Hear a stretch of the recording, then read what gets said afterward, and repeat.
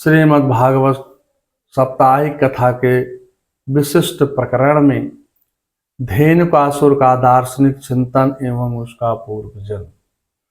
श्रीमद् भागवत के 10वें स्कंद के 15वें अध्याय में धेनुकासुर का कथन आता है। भगवान श्री कृष्ण जब वृंदावन की पावन भूमि में बलराम जी के साथ गो चरण लीला कर रहे थे, उसी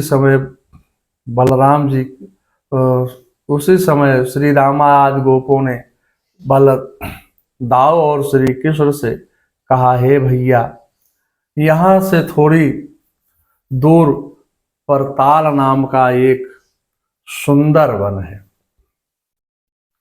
उसके फल बड़े मीठे और सुगंधित हैं। उन फलों को खाने से हमारे बहुत इच्छा हो रही है, किंतु धेनुकासुर के भय से वहां कोई नहीं जा पाता है। यदि आप परामर्श दें तो हम सभी उस तालवन में चलें और तालवन के उस फलों का रसास्वादन करें। दोनों भाई हंसते हुए सभी ग्वाल बालों को साथ में लेकर के उस वन की ओर चल दिए। बलदाऊ जी ने वहां पहुंचते ही ताल वृक्षों को बहुत जोर से हिलाया, जिसके कारण उनके पेड़ों के मीठे मीठे फल नीचे गिर पड़े। फलों के गिरने का शब्द सुनते ही धेनुकासुर गधा बड़ी तेजी से दौड़कर आया और बलराम जी की छाती पर दो लत्ती से प्रहार किया।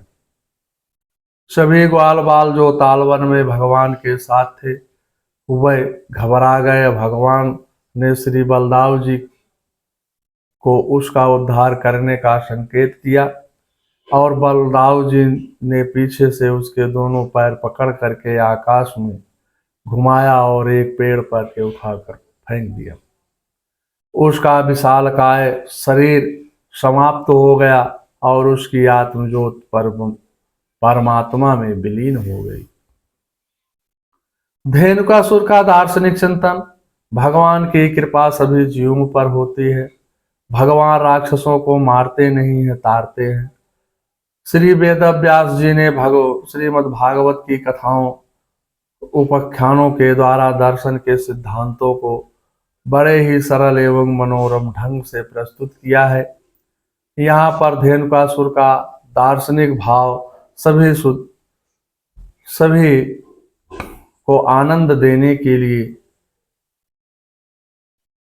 प्रसंग किया गया है और इसे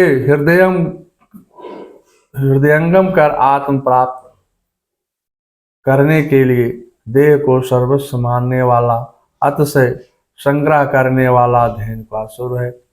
धेनुकासुर देहाध्याय है। देहाध्यास अविद्या के कारण होता है। अविद्या से दुष्परिणाम। श्रुति कहती हैं, अविद्या ज्ञान से ग्रस्त विवेकी पुरुष अपने लिए ही बड़े बुद्धिमान और पंडित मानते हैं। ऐसे मूढ़ पुरुष जरा रोग आदि से पीड़ित होते हुए इधर उधर संसार में भटकते रहते हैं। ऐसे विवेकहीन पुरुष अंधे नेत्रहीन समान गड्ढे और कांटे आदि में गिरते रहते हैं। उसी प्रकार वे पीड़ा पर पीड़ा उठाते रहते हैं। आविद्यान्मान्तरे वर्तमानं स्वयं धीरा पंडितम यन्माना जागम घन्यम माना पर्यन्ति मूढ़ा अंधेनैव नीत्मानं यथा अंधा। अविद्या के कारण राग द्वेष हो जाता है। अविद्या 5 प्रकार से जीव को बांधती है। स्वरूप, विस्मृत, देहाध्यास, इंद्रियाध्यास, प्राणाध्यास, अंतःकरणाध्यास।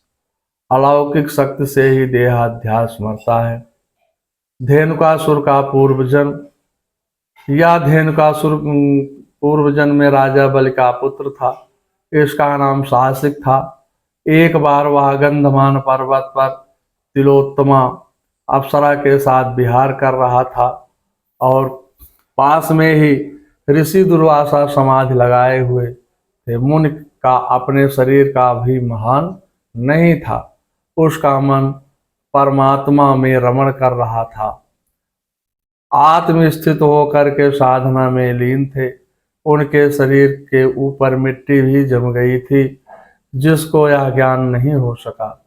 साहसिक और तिलोत्तमा की विहार क्रीड़ा से दुर्वासा ऋषि, जो कि महान क्रोधी थे, उसका ध्यान भंग हो गया और उन्होंने अपनी विलासता को देख करके क्रोध से श्राप दे दिया कि तू राक्षस योनि में जा करके गधा होगा और तिलोत्तमा भारतवर्ष में जाकर बाण की पुत्री उषा होगी।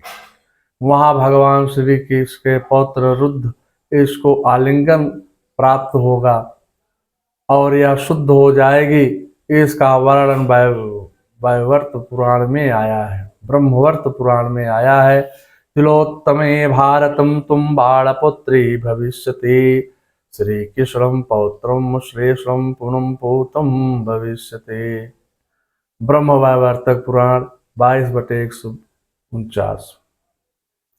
उशिष्टं गर्दभाकारं गधर्वो आदुर्मिते, बालदेवस्य हस्तेन मुक्तिहस्तं भवितासुरं गर्ग संहिता वृक्ष 8/39।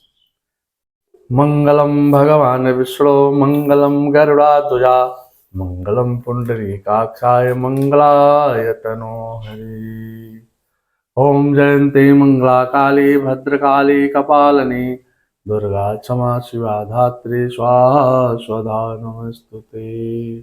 जय श्री कृष्ण। राधे राधे।